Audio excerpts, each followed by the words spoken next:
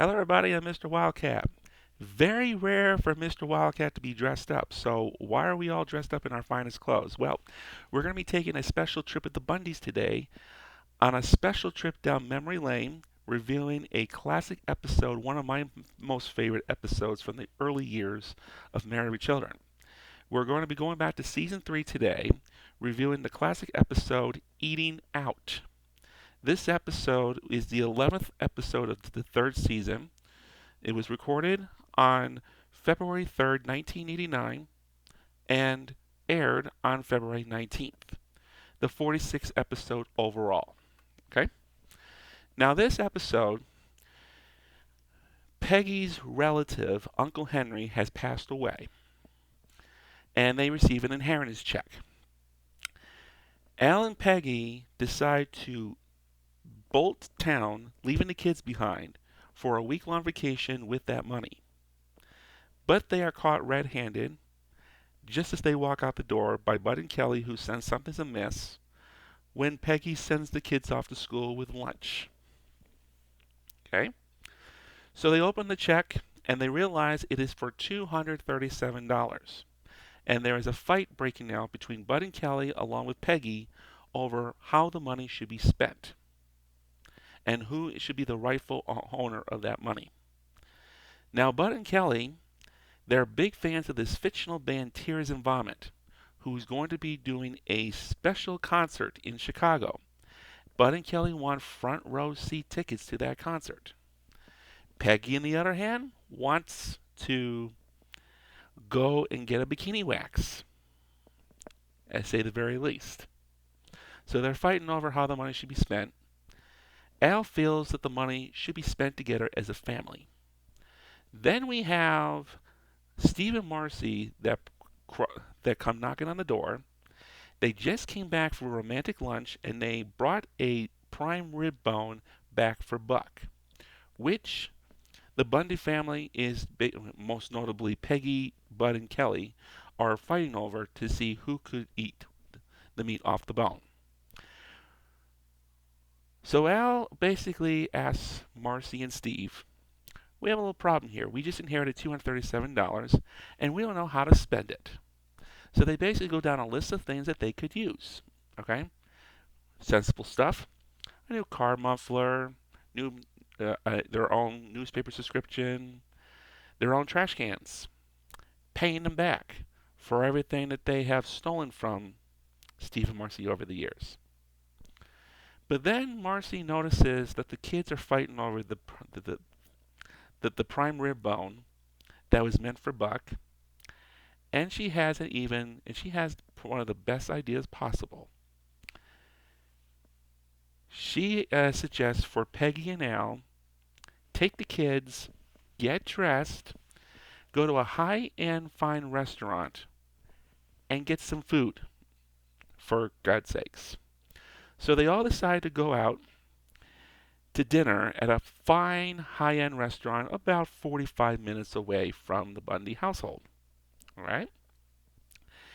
Now, of course, Al, like his charm, he's too embarrassed to use the Bundy name for the reservation for one reason or another. I don't think this was ever discussed on the Married Children podcast when they reviewed this episode, but I think, I'm not sure even if they knew about the Bundys or had heard of the Bundys, or if they heard, because back in season 5 in the episode You Better Shop Around, there's an image of Al at the register saying, do not take checks from this man. Okay? So I'm not sure if Al Bundy is even known. So he decides to make a reservation under celebrity Warren Beatty. Oh, reservations for Warren Beatty and family. Now, Jerry, who was one of the co-hosts on the Married Children podcast back when this was reviewed, had absolutely no idea who Warren Beatty is. Dude, you're joking. So, and I know there's probably a lot of people in today's age that probably don't know who Warren Beatty is. So yes, Jerry, shame on you for not knowing who Warren Beatty is, especially back in 1989 when he was one of the biggest asshole celebrities in the industry, but I'll be happy to tell you guys a little bit about Warren Beatty and what his accomplishments were. So, Warren Beatty is known as a movie star. He's an actor, director, writer, and producer. All right. He started his first screen debut was the 1967 film Bonnie and Clyde, which he starred as Clyde Barrow, one of the bank robbers in the film. He also starred as one of the producers for the film. Let's see, was he the only producer? He was the sole producer of the film. All right. One quick fact about Bonnie and Clyde, which I would like to add here. So, when Bonnie and Clyde was getting ready to be screened by Warner Brothers for approval to be screened in the movies, Bonnie and Clyde turned out to be so shocking, the studio wanted absolutely nothing to do with it. All right? The film was so graphic and so shocking and so devastating, okay, because nobody has seen a movie so violent up until this point. Warner Brothers originally did not want to give the green light for this film. Warren Beatty had to get down on his knees and beg studio executives at Warner Brothers to give the green light for this film as is, in order for the film to get the green light. And eventually it did. Bonnie and Clyde was nominated for 10 Academy Awards that year, I believe. 10 Academy Awards, I believe. I have to. I'll have to go. Give me 1 second, guys. I'll have to go through here. They received a lot. 1, 2, 3, 4, 7, 8. 1, 2, 3. They actually received 9 Academy Award nominations. Okay, but they only won 2 Oscars. One was for Burnett Guffey for Best Cinematography, and the other one was for Estelle Parsons for Best Supporting Actress, who played Blanche Barrow. Okay, Estelle Parsons is still alive to this date. All right, born November 20th, 1927, so that would make her. She will be 95 by the end of this year. Okay, and another fact about this film, like when Bonnie and Clyde first came out, Blanche Barrow, the real Blanche Barrow, was still alive, believe it or not. Blanche Barrow, when she saw the film, she was extremely pissed off, not only with Estelle Parsons, but also for Warren Beatty, for portraying her character as a horse's ass. Yeah, pretty bad there. So, 19. So the reason why Bonnie and Clyde only got 2 Oscars that year is because 1967 was one of the most competitive years in American cinema history. You had so many great films from that year that came out together. Okay, you had The Graduate. All right, which was a top 10 film of all, which was voted by the American Film Institute in 1998 as a top 10 film of all time. They received, I think, like at least 7 or 8 Oscar nominations, and they only got 1 Oscar for Best Director. All right. They also that year that came out were Guess Who's Coming to Dinner, starring Spencer Tracy and Katharine Hepburn, which would also be Spencer Tracy's final role before passing away. You also had the Best Picture, which was In the Heat of the Night, that basically took home many of the big prizes because 1967 was in the middle of the civil rights movement of the 1960s. And with this film dealing with civil rights, it was the perfect film that came out at the right time. And that's how it picked up all those Oscars. You also had Dr. Doolittle, not the one with Eddie Murphy, but the one with um, what's his name? Jerry Lee Lewis or something. Jerry Lewis. Okay, so that was 1967 in a nutshell. So let's take a look at some of the other. Let's take a look at some of the other things real quickly of what Warren Beatty had done. He had also done Shampoo in 1975. He did the 1978 film Heaven Can Wait. He also starred and directed the 1981 film Reds, in which Warren Beatty actually won a Best Director's Oscar for. He lost the Best Picture that year to Chariots of Fire. Okay. He also did Dick Tracy in 1990, which was also mentioned by the podcast, but this was about a year after this episode of Married Children came out. He also did Bugsy in 1991, Bulworth in 1998, and Rules Don't Apply. Now, all of these movies that I had mentioned, not only did he star in, but he also directed. Okay? So they basically get down and they wind up it's time to order dinner, but first, some cocktails for drinking, of course. So basically, Al wants a Coke, Peggy wants a Coke, Bud wants a Coke, Kelly, originally forgetting who she's with, orders a Jack in a beer bag, but then after realizing, oh shit, my family's here with me, she changes to Coke. Jack in a beer bag, all right? For those of you wondering what that is, even I wonder what it is. It's Tennessee.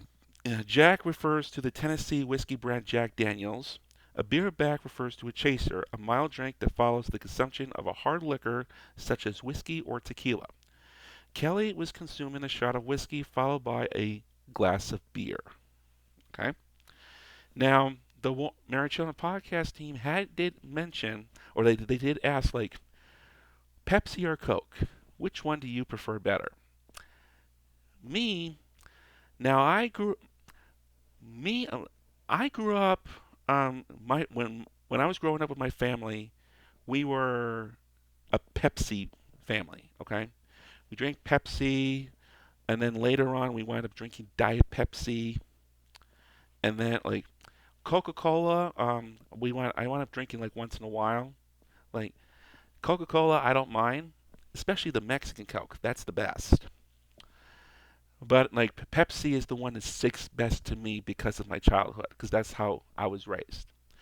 But personally, if I had a real choice, Dr. Pepper would be the best one. Okay, especially the black cherry, which I have here today. So they wind up ordering 4 steaks, nuked, just like okay, well done, just like I want. And then they also get the baked potato that comes with the meal. And then they are offered vegetables. Bundys don't eat vegetables. Okay. Now, what would I order if I was okay? I would do the steak, nuked, well done, with a baked potato, sour cream, and mushrooms. Put the mushrooms on top of the steak. That's the best way to eat it, of course. Okay. So then there's a band in the restaurant, and they wind up playing music. Okay. Now, before we continue, nobody seems to know exactly the name of the restaurant that the Bundys are eating at. And this is apparently the only time that the Bundys go dining in this restaurant. So, all right. So for those of you wondering what restaurant this is, I can't answer that. All right. I don't even know if they're the biggest Married Children fanatic out there, Annabelle, who works in the Married Children podcast. She might not even know either. And this was her website that I wind up doing my research on. So, anybody finds out, post in the comments. We wind up with a band. They're playing Moon River. And Al and Peggy wind up going to dance to that song. Okay? And I'm going to tell you a little bit about Moon River, okay? So Moon River is a song that was composed by Henry Mancini with lyrics by Johnny Mercer, all right? It was originally performed by Audrey Hepburn in the 1961 film Breakfast at Tiffany's, winning an Academy Award for Best Original Song. The song also won the 1962 Grammy Awards for Best Record of the Year and Song of the Year. Over the years, the song had been recorded by many additional artists. Basically, the theme song for Andy Williams, who recorded it in 1962 and performed it at the Oscars. He sang the first 8 bars of the song at the beginning of each episode of his innocuous television show and named his production company and venue in Branson, Missouri after this song. His autobiography is called Moon River and Me. Williams' version was never released as a single, but it charted as an LP track that he recorded for Columbia Records on a hit album in 1962 called Moon River and Other Great Movie Themes. In 2022, Andy Williams' rendition of the song was selected for preservation in the Library of Congress. Okay? Another thing to know about this movie, okay, about the song. In 2004, the American Film Institute put together its list of the 100 greatest movie songs of all time. Moon River, from the film Breakfast at Tiffany's, performed by Audrey Hepburn, was voted number 4 on the list, the 4th greatest movie song of all time. For those of you wondering which songs ranked higher than Moon River, at number 3 was Singing in the Rain, performed by Gene Kelly in the movie Singing in the Rain. Number 2 was As Time Goes By, from the film Casablanca. And the number 1 song, Somewhere Over the Rainbow, performed by Judy Garland in The Wizard of Oz. The other songs to hit the top 10 from that list. And number 5 was White Christmas by Bing Crosby in the 1942 film Holiday Inn. Number 6 was Mrs. Robinson from The Graduate. Okay, that version of the song. All right, the song was still in the works at the time that The Graduate was being made, and the one portion that was already that was done in time for the movie, it was the bit you hear in the movie. That's the only part of the song that was written in time for the movie, and that version of the song made it to number 6 on AFI's 100 Greatest Movie Songs of All Time. The song would hit the public the following year in 1968. Number 7 was When You Wish Upon a Star from Pinocchio. Number 8 was The Way We Were by Barbra Streisand in the film The Way We Were. Now that song was made for the 1973 film The Way We Were, but it didn't hit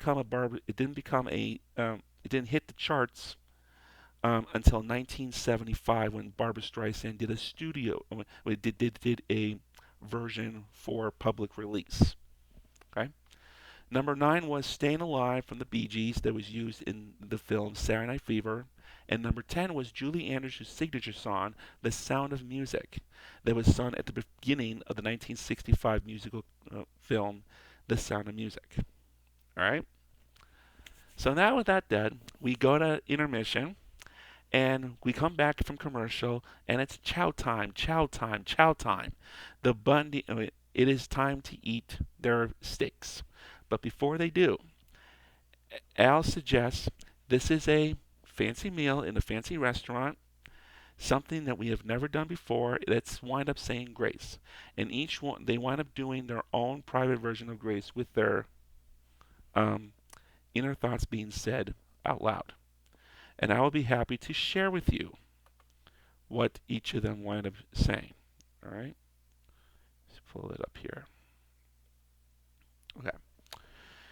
Now, kids, wait a minute. We're not at home. This is a special evening and a special meal, and I think we should show our thanks by saying grace. Okay? So here is Bud. Look at that steak. I think I'm getting sexually aroused. Jesus Christ! He's got an erection! The hell is wrong with this kid? An erection? The look of that steak gives you an erection?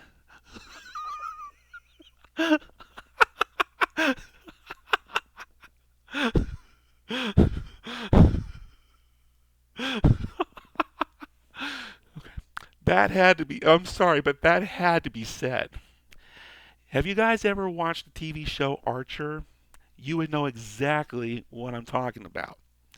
In the description to this video, I'm posting a link to the scene from Archer, which that comes from. Okay? I just had to do it. All right, so let's go to Kelly's inner thoughts. I knew you're supposed to cook a potato. I knew it. I knew it. So you're sitting there eating raw potatoes, huh, Kelly? Then we go to Peggy. This food could be trouble. They're all going to like it, and then they're going to look at me, which is exactly what happens. And then we have Al's inner thoughts. And Lord, I'd just like to say, other people get to eat like this all the time. Animals at the zoo eat better than me, and more often, I might add. Don't I rate as high? Don't I rate as much as a jackal gets? Thanks for listening. Your friend Al. Amen. That's Eat. So they wind up devouring their food in a very sloppy and inappropriate manner, especially for a high-skill restaurant like this. You have the waiter Paul and the maitre d'. Holy shit! These guys are standing right there in front of the Bundys as they're eating so grossly. Oh my God! You have to see this to believe it. I'll post a video of this actual scene in the description so you guys can get an idea. Okay? Bread, butter. Probably the one thing I like the best. You have Kelly licking her plate clean.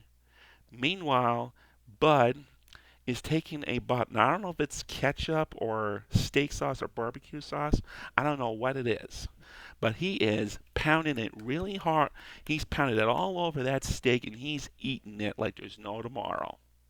All right? That's probably the one scene I like the best. But that's not all.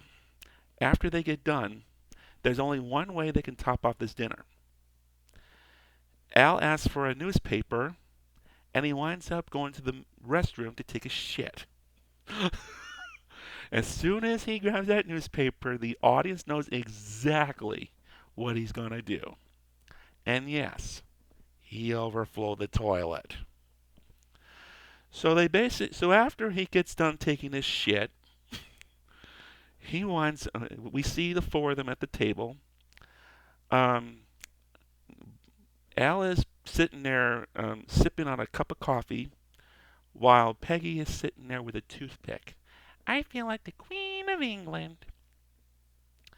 So basically, the check comes out to $225.57.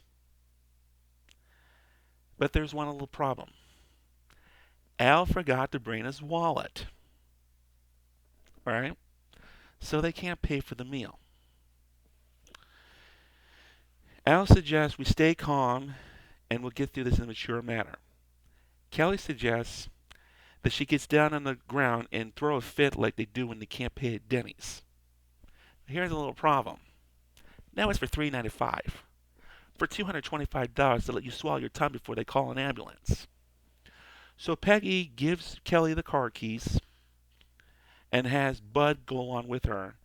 Go home, get the wallet, come back so we can pay for the meal and get that fuck out of here. Meanwhile, Al and Peggy are just going to sit there drinking water. All right? So we go back to the house. Kelly finds the wallet. And just as she's about to leave the house, all right, first we think she doesn't know how to open the door. Confused again, Kel? Let me help you. Turn the knob, then pull the door. But no, Kelly gets an idea. And it's not 2 plus 2 equals 4. She has a better idea. Al and Peggy got a good meal out of this money. They're not going to enjoy it more by paying for it. Now they can enjoy it too. It's not too late for tears and vomit. So she winds up persuading Bud to leave Al and Peggy behind at the restaurant and have them bail themselves out while they get to go watch Tears and Vomit in action. You realize if we do this, we might not be able to come home tonight. You won't be the first for me. So about 2.5 hours pass through. Peggy is sitting there playing Moon River on the glasses of water that they are drinking, and Al basically just gets fed up. Peggy, it's been 2.5 hours. I think it's safe to say the kid left us here for dead. So basically, they have an idea. The band is playing another round of music. We don't actually know what song they're playing, but they're trying to dance in a tune in an effort to escape the restaurant. And just as they're about to leave the door, they get caught red-handed by the waiters and maitre d's. Dear, no, you're not sneaking your way out of this one. You still have to pay for us. Okay? So then Paul the waiter, okay? So then Al gets another idea. He winds up going up to random tables and trying to come up with stories about how he knows them and the money that they owe Al. He gets up to about $75. He runs into somebody he knows, sees the money. He has to pay the $50 back that he owes. So he only has $25 for the meal, and they can't come up with the rest of the money. Waiter Paul, getting very impatient and very anxious to get rid of these guys. Guys, it's been 3 hours. We really need this table. We have plenty of water for you to take home. Pay us. So when that doesn't work, Paul goes to grab the manager, and then basically he tells Peggy what's going to happen between the two of them. Al's going to get thrown to a bloody pulp and kicked out the door, and probably get thrown in the dumpster. Peggy will have to do dishes. This is where Peggy draws the line. Peggy doesn't do housework at home.